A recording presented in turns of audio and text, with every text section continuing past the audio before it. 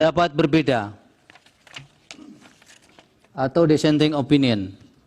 Terhadap putusan Mahkamah Konstitusi aku terdapat pendapat berbeda atau dissenting opinion dari 3 orang hakim konstitusi, yaitu Hakim Konstitusi Saldi Isra, Hakim Konstitusi Eni Nurbaningsih, dan Hakim Konstitusi Arif Hidayat sebagai berikut. Dipersilahkan. Terima kasih Pak Ketua. Saya hanya akan bacakan ringkasan dari dissenting ini.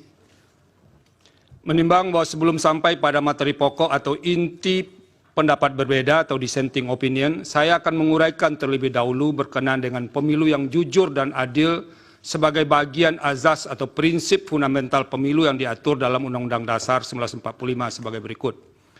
Setelah membaca Undang-Undang Dasar 1945 secara komprehensif, dapat dipahami bahwa sistem politik demokrasi yang hendak dibangun adalah demokrasi yang bermartabat dalam kerangka persatuan dan kesatuan bangsa. Untuk itu, Undang-Undang Dasar 1945 menegaskan bahwa pemilu sebagai mekanisme demokrasi harus dijalankan secara jujur dan adil.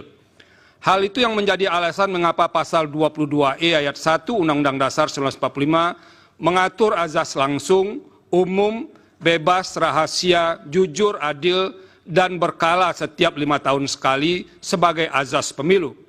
Norma tersebut merupakan azas atau prinsip dasar kontestasi pemilu yang mesti dilaksanakan agar sistem demokrasi yang dicita-citakan Undang-Undang Dasar 1945 dapat dicapai.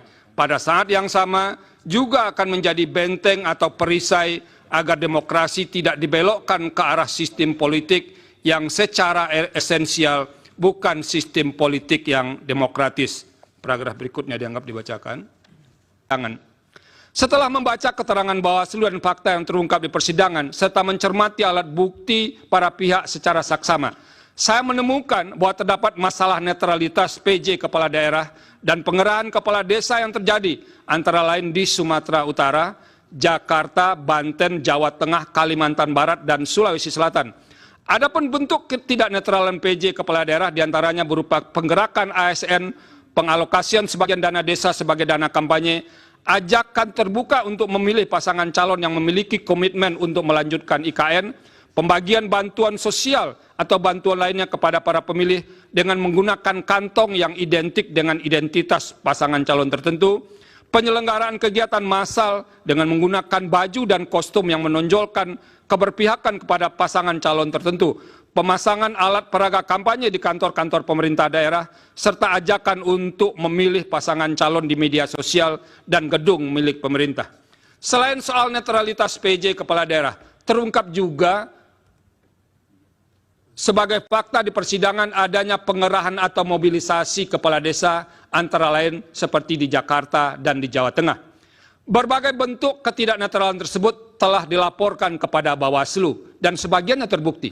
Terhadap laporan yang terbukti tersebut, Bawaslu telah merekomendasikan kepada instansi terkait seperti Komisi Aparatur Sipil Negara untuk menindaklanjuti karena terbukti melanggar peraturan perundang-undangan lainnya.